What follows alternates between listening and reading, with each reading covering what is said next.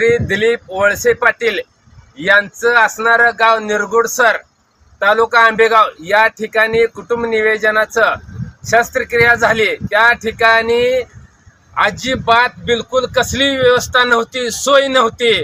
त्यावेळेस तिथल्या पत्रकार बंधूंनी त्याच्या विरुद्ध आवाज उठवल्यानंतर बेकायदेशीर सत्तेत सहभागी झालेले वळसे पाटील यांनी आणि त्यांच्या पीएनी संबंधित पोलीस यंत्रणेवरती दबाव आणून तिथल्या पत्रकार बंधूंवरती खोटे गुन्हे दाखल केले। त्यांना जेलमध्ये घालण्यात आलं। पण वळसे पाटलाला माझा इशारा आहे, वळसे पाटील पत्रकाराला खेळणं समजू नका। वळसे पाटील पत्रकार कधी तुमचा खुळखुळा करतील सांगता देखील येणार नाही। वळसे पाटील तुम्हाला राजकारणातून कायमस्वरूपी पत्रकार बंधू बाद केल्याशिवाय राहणार नाही। वळसे पाटलाला खरं तर या वयात थोडीफार लाज लज्जा असायला पाहिजे होते।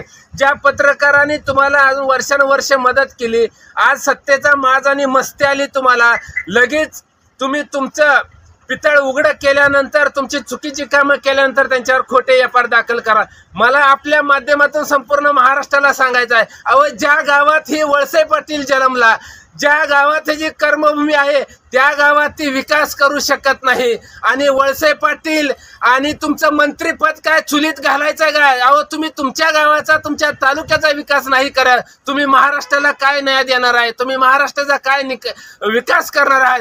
असल्या बेजबाबदार मंत्र्यांनी, कायद्याचा गैरवापर करणाऱ्या वळसे पाटलासारख्या मंत्र्यांनी तात्काळ राजीनामा दिला पाहिजे। आणि मी परत एकदा बजावतोय, संपूर्ण महाराष्ट्र पत्रकार बंधूंना माझी विनंती आहे, बाबा आपण आता तरी जागा व्हा, अन्यथा एक एक करून संपूर्ण महाराष्ट्रातले पत्रकार संपवतेली, खोटे गुन्हे दाखल करून जेलमध्ये घालतेली। सामान्य जनतेला फक्त एकच आता दिशा आहे, ती म्हणजे पत्रकाराकडे अपेक्षा आहे। आणि जर पत्रकारांना जर संपवलं तर या जनतेने न्याय मागायचा कुणाला? पत्रकारांना तुम्ही आता तुमची लेखणी काढा आणि अन्य अत्याचाराच्या विरोधात धार तयार करा आणि वळसे पाटलासारख्या मुजूरगिरी करणाऱ्या, कायद्याचा गैरवापर करणाऱ्या मंत्र्याला घरी बसवायचं काम आता आम्ही केलं पाहिजे।